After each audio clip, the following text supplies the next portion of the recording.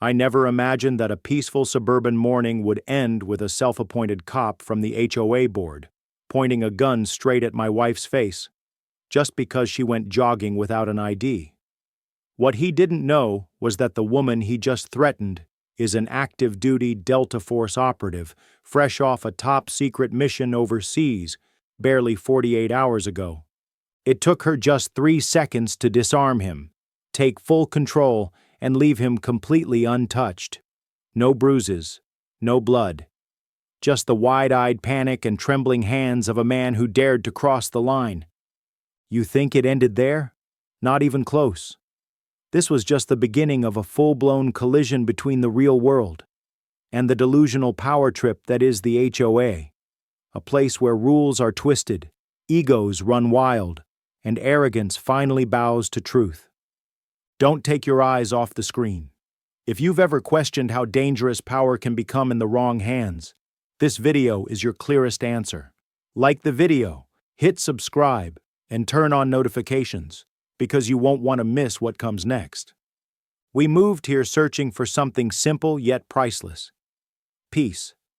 After more than 2 decades serving as a federal judge, presiding over cases that made even the coldest criminals shudder, I had seen the darkest corners of the human soul. So when the time came for early retirement, a decision both my wife and I made together, we wanted nothing more than a quiet place to live out the rest of our days. A modest home, a garden we'd tend with our own hands, and mornings filled with birdsong instead of sirens. At first glance, Silver Pines Estates seemed like the perfect choice. Picture-perfect homes, lawns trimmed to surgical precision, white fences like something out of a Norman Rockwell painting. But less than a week after we moved in, we realized we'd stepped into a distorted version of the American dream. That's when I met Karen Brewster, the HOA president. A woman in pastel button-downs, gold-rimmed glasses, always circling the neighborhood with a clipboard like she was commanding a military unit. She didn't introduce herself by name, but by title. Chairwoman of the Homeowners Association.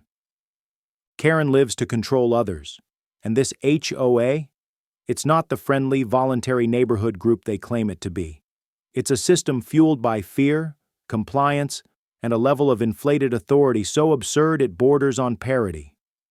Here, they have what they call a community security team, a crew of residents dressed in black uniforms, dark sunglasses, patrolling in souped-up golf carts like some HOA version of SWAT.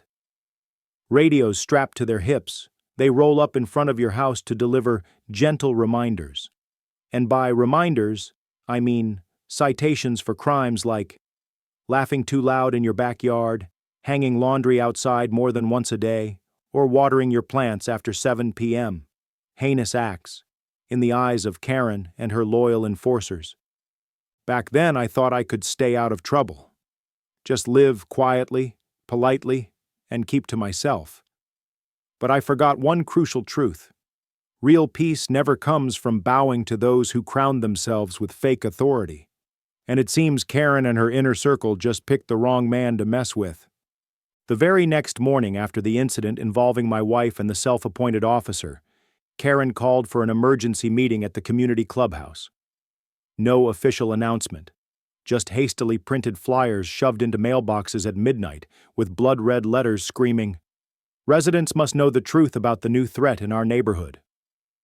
I went with my wife, even though she clearly didn't care to bother. To her, yesterday's event was a tactical exercise. To me, it was a declaration of war. Karen stood before everyone, clutching a stack of papers, her voice trembling but theatrical. A resident was violently attacked by a woman unaffiliated with the HOA. She used excessive force and posed a threat to the safety of this entire community. The room fell silent. A few furrowed their brows.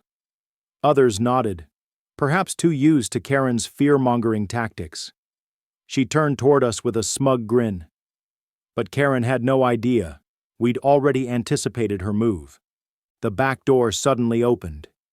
A teenager walked in. His name was Eli, 17 years old, living in the house across from the park where it all happened. He said nothing. Just followed my wife's instructions, raised his phone, and connected it to the projector screen. The video began. Captured from the angle of Eli's home security camera, every detail was crystal clear. My wife jogging, stopped by a man in a HOA security uniform. He was aggressive, waving a gun, completely unprovoked. And then, in a flash, my wife disarmed and neutralized him with surgical precision. Not a single unnecessary strike. No aggression. Just the instincts of someone trained to survive. The room exploded. Somewhere in the crowd, a woman gasped, "Oh my God!" She was defending herself against him. An old man in the back shook his head. That wasn't an attack. That was a lesson. Karen's smug smile faded fast, and that was when I realized she was completely stunned. Her face turned pale like she'd seen a ghost. The accusatory papers slipped from her hands, scattering across the tile like lies carried away by wind. That night, the video went viral across neighborhood forums. Public opinion flipped. For the first time in years, the HOA was forced to answer to the very people they had long manipulated. I didn't say a word to my wife on the way home. I just poured her a cup of tea and asked, 3 seconds. You had it all calculated, didn't you? She gave a soft smile. No need to calculate. People like her. They only ever play one script. I once thought that someone like Karen Brewster, after being so publicly and humiliatingly exposed before the entire community, would have the decency to back off. But no. When she couldn't win in a fair fight, she chose the one weapon cowards in power always resort to: paperwork as a shield.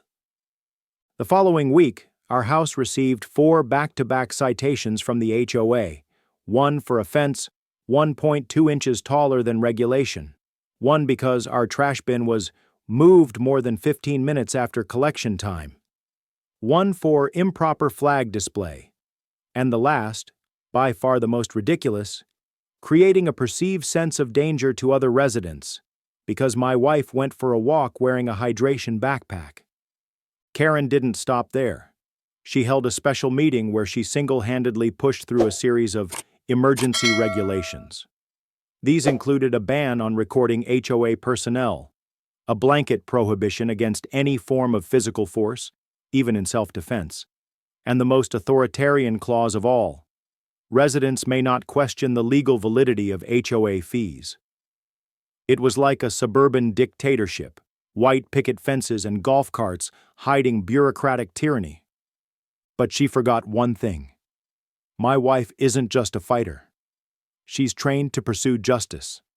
She began investigating, quietly, thoroughly. Every citation, every bill, every line item was scrutinized like a booby-trapped blueprint. And then one name kept surfacing in the HOA documentation: Verdant Horizon LLC, the so-called landscaping management company exclusively contracted by the HOA. We dug into the legal records. Verdant Horizon had no office, no website, no registered employees, just a rented P.O. box in the suburbs, and one listed operator, Ethan Brewster, clearly a relative of Karen. The deeper we went, the clearer it became. This wasn't a company. It was a shadow funnel for HOA funds, a laundering pipe dressed in legality but soaked in fraud. We didn't call the media. We didn't stir the pot. We did what people who know the law do. We built a case. We recorded. We highlighted every line of evidence. And this time, we weren't playing on HOA's turf anymore. We dragged her into court. My arena. One where I know every move, better than anyone else in this neighborhood. The city council meeting took place on Tuesday morning. My wife and I arrived early, sitting in the seats reserved for those who wished to speak. Karen sat right in front of us, her face smug, as if she was certain of her victory. She even flashed a self-satisfied smile at some of the council members. However, I knew my wife wouldn't let this slide easily. She had prepared meticulously, and today everything would be brought into the light. When it was our turn to speak, my wife stood up, calmly walked to the podium, holding a thick file in her hand, one filled with undeniable evidence. Every eye in the room turned to her. In a calm, professional tone, she began her presentation. Honorable Council members, first, I'd like to express my concerns about the power of the HOA. The fines I received have no legal basis. The fees charged by the HOA are opaque and violate current regulations. Furthermore, I have uncovered a sham company, Verdant Horizon LLC, created to serve the personal interests of HOA President, Ms. Karen Brewster. She moved step by step, presenting the evidence she had meticulously gathered, from forged documents to suspicious financial transactions.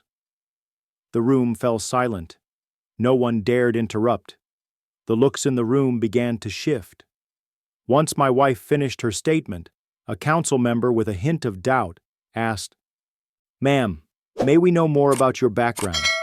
Do you have any special connections with law enforcement?" My wife smiled gently. Her eyes seemed to pierce through each council member.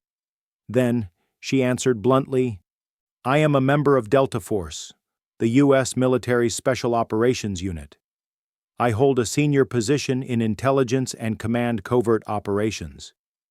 What I'm doing here is not just for the neighborhood, but for justice, for the rights of the oppressed." The room went still, but not from fear, rather from astonishment. A woman, with a background as an elite warrior, was standing here to defend justice, not with a gun, but with irrefutable evidence. Shortly after, the City Council voted. The result was in our favor. They ordered the HOA to return all the unlawful fees and immediately cease all illegal activities. Karen Brewster could do nothing but lower her head and accept defeat. She had not only lost her authority in the community, but she was also now under official investigation for abuse of power.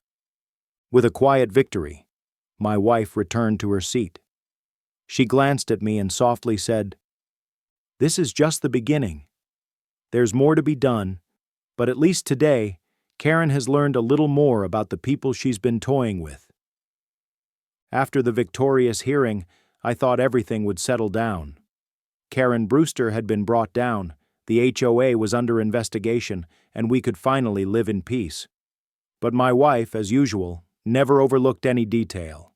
She always found what others couldn't see. One afternoon, while going through old archived records, my wife suddenly stopped, deep in thought, as she stared at a particular document. It was a copy of Karen's military training records, something she had previously noted during past investigations. The words seemed ordinary at first, until she noticed something strange. Some of the directives Karen had issued while running the HOA, the way she used language, her methods of command, even how she coordinated groups, were eerily similar to the training techniques my wife had learned in Delta Force. However, something seemed off. These tactics appeared distorted, even somewhat extreme, completely contrary to what she had been taught in regular military training. My wife decided to investigate further. She began cross-referencing the information in the file with a name she had heard for years but hadn't paid much attention to: Karen Halstead. After some searching, my wife found an old report in a security system that few had access to. Karen Halstead had once been a member of Delta Force, and this shocking revelation made my heart stop. But what stunned me even more was that the report indicated Karen Halstead had been discharged from Delta Force after a military operation in a foreign war zone had been manipulated. She had abused her power, disobeyed orders, and attempted to turn military operations into personal campaigns, putting the lives of her comrades at risk. I looked at my wife, her eyes locked on the screen, her face cold but resolute. She whispered softly, "This isn't just a fight between residents and the HOA, my love." The whole room seemed to freeze. I understood immediately. This wasn't just an ordinary fight. This was a personal battle. My wife, a dedicated warrior, and Karen, a former teammate, now a fallen betrayer, were facing off in an inevitable confrontation. And this battle, it seemed, was far from over. Karen was not someone who would give up easily. After her defeat at the city council, I knew she wouldn't sit still. No, she would strike back, and this time, everything would become more dramatic than ever before. A few weeks later, we received an anonymous letter. It was the final blow that Karen had prepared for a long time. The letter accused my wife of being a domestic military threat. Karen claimed that my wife was part of a Delta Force conspiracy, that she had secretly been manipulating everything and threatening national security. A dirty campaign to bring my wife down, but behind it was the jealousy and the unseen fear Karen had for her. Karen knew that if she hit with such serious accusations, my wife would be suspected and ostracized. She calculated that people would fear the charges, that they would be intimidated by the power of the Delta Force name. But what Karen didn't know was that my wife was not the type to be pushed back by words.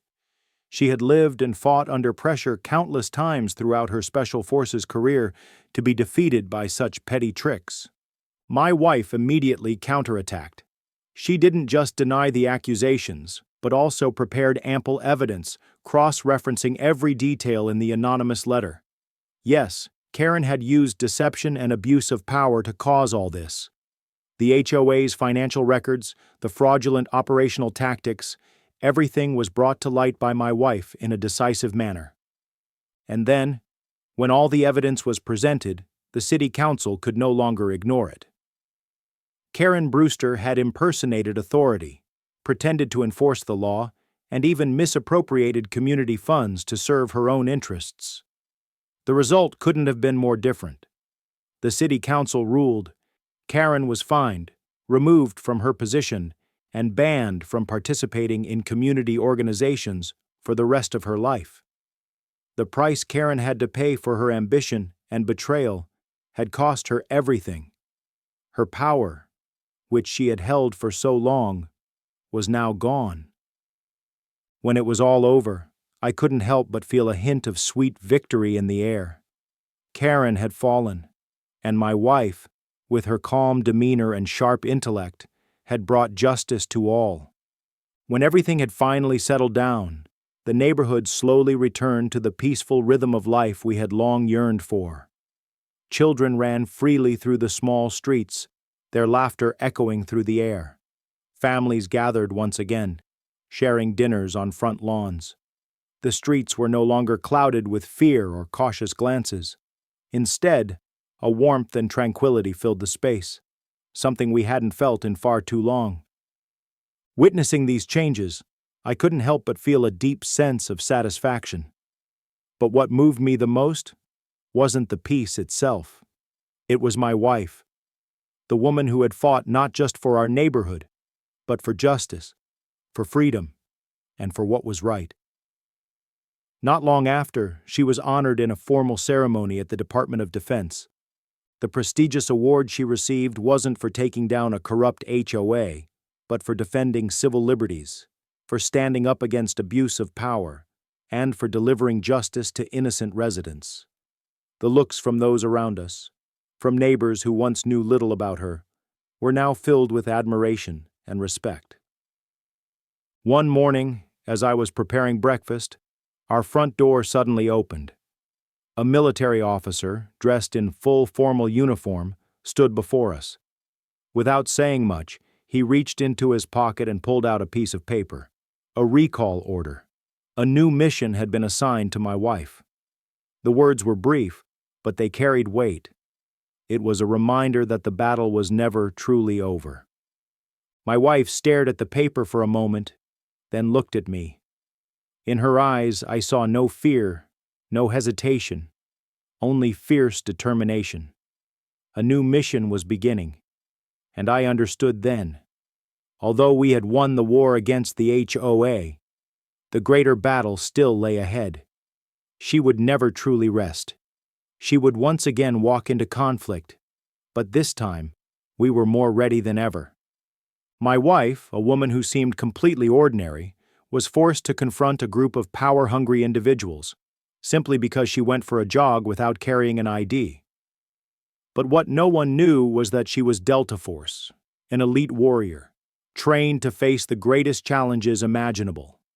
And it was she, with unshakable calm,